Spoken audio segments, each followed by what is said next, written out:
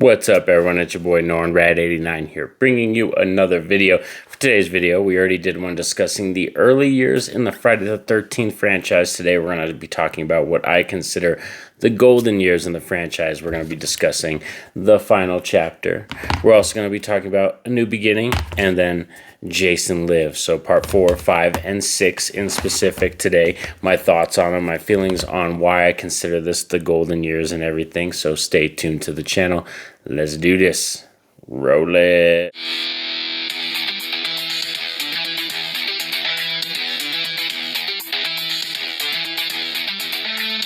So when it comes to Friday the 13th, this is a huge franchise that spans 12 entries and many different decades that it's kind of come across, you know what I mean? We've had, the 80s, the 90s, and then the 2000s, different versions and stuff like that. We have been not really having a film in a long time, so I'm very, very excited and hoping that the Peacock series does eventually land, and we do get that by A24. Of course, we have the information that we have Linda Cardellini, who's going to be playing Mama Voorhees in that TV series. But today, specifically, we're going to be discussing the golden years in the Friday the 13th franchise, and why I consider this the golden years. Let's just discuss that right away. Is this is commonly known as, I think, these three films, the most popular Friday the 13th films. When I talk to Friday the 13th fans or discuss in the horror community, or I look at lists online, YouTube lists, typically one of these three is going to be in the top one or top two spots. Like, I've noticed that for real. Final Chapter is straight up one of the greatest slasher films of all time.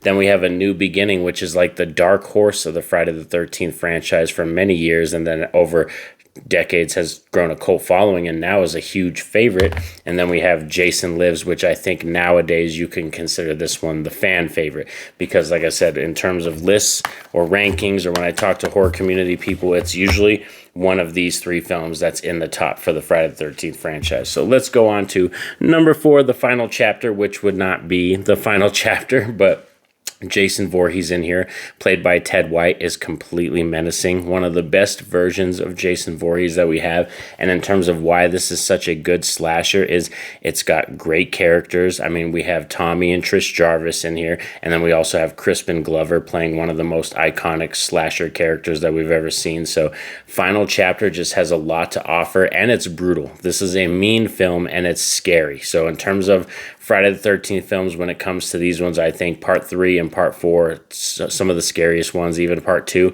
So they're continuing with the trend of that dark tone. They haven't really introduced a lot of comedy. Yes, there are comedy elements in this film, but I would say this is still before we get that kind of tongue-in-cheek humor that would be more balanced when we get to Jason Lives.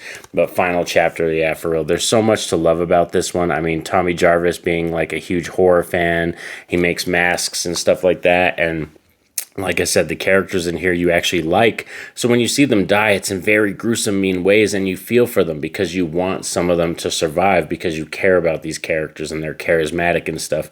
And the third act, whew, when we get to the third act and we see what Tommy Jarvis ends up doing to Jason Voorhees, it's iconic and crazy, like for real. This has some of the best third act moments and scare moments in it, and I can't really argue anybody that has this at the number 1 spot. This isn't my favorite Friday the 13th film, but it is very high up there. This one usually floats around the number 3 or number 4 spot. On some days, I do prefer the original one over this one, but there are days, if you ask me, like tomorrow, where I'll be like, yeah, Final Chapter is better than the first film. But yeah, this one is very, very high up in my ranking. Now we're on to A New Beginning, and like I said, this one for many years was the dark horse because Jason's not in this film. It's A New Beginning. We do follow Tommy Jarvis. We are sticking with his character where he ends up going to a halfway house home for troubled teens and stuff like that, and then we end up finding out that there's a copycat Jason Voorhees killer in here, and it's Roy. Respect to Roy. I really like his character and his blue chevrons. Like, I didn't really have a problem with this film as a kid. I've always kind of gravitated towards this one. I wouldn't say this is one of my favorites in the franchise, but it's always been one that kind of pulled me back to gravitating towards it because it just has really fun characters. It's sleazy as all hell. And like I said, Roy, I think he has a cool Jason look. Like the way he kind of does Jason, he has more of a Michael Myers kind of one suit jumpsuit thing going on, but he has the blue chevrons and stuff. And I just think it's really cool. And we do have lingering moments where you end up finding out Roy is kind of the killer when you see the moments where the camera just kind of lingers on the EMT. You see his face and he's like, you know, there's shots like that. So it's kind of like, you know, very much telegraphed who it is at the end of the film. But this is traditionally a better whodunit than I would say the first film. Because when it comes to Friday the 13th, the first film, you don't really get a chance to guess that it's Betsy Palmer's character because she just swoops in the third act and you have no idea. Which that, like I said, doesn't really bother me that much. But in terms of functioning as an actual whodunit story, I think A New Beginning does it a bit better than that first film. And like I said, I've been very surprised over many years how this has grown a huge cult following. And I think New Beginning is typically, when I see rankings now, it is always in like the top 5 or top 3 or someone's favorite. I've seen 2 rankings in the past 48 hours that have this one in the top 2 spots. Now we're on to my favorite entry in the Friday the 13th franchise, and that's Jason Lives. And this would be the first one where we get the introduction to zombie Jason. And this one, I know some people don't like this one because it's more, like I said, a Universal style horror type film. You know, we have the resurrection of Jason Voorhees in the beginning when Tommy Jarvis goes to the grave site to try to destroy the body and ends up resurrecting Jason. Still, I think one of the greatest opening scenes in this franchise. And in terms of tongue-in-cheek humor, this is where they really laid the comedy down heavy. But I think there's a nice balance, and that's why I like this one, is because there are some scary moments in this one still, but it is definitely easily, I think, out of the first 6 films, this is easily the funniest one. We have kids at the camp in this one, which actually does lend it to having really cool kid actors. Like the kid actors have some really funny dialogue in this movie, and I think CJ Graham, the look of Jason Voorhees, I like the look. I like that deadite zombie version of him, and he kind of has gloves and more of like a hunter, almost like just a, you know, like a true hunter. He's like has actual tool belt, almost like a Batman character, you know what I mean? He has his machete, he has throwing knives, gloves, so he's more tactically prepared for what he's going through in this film.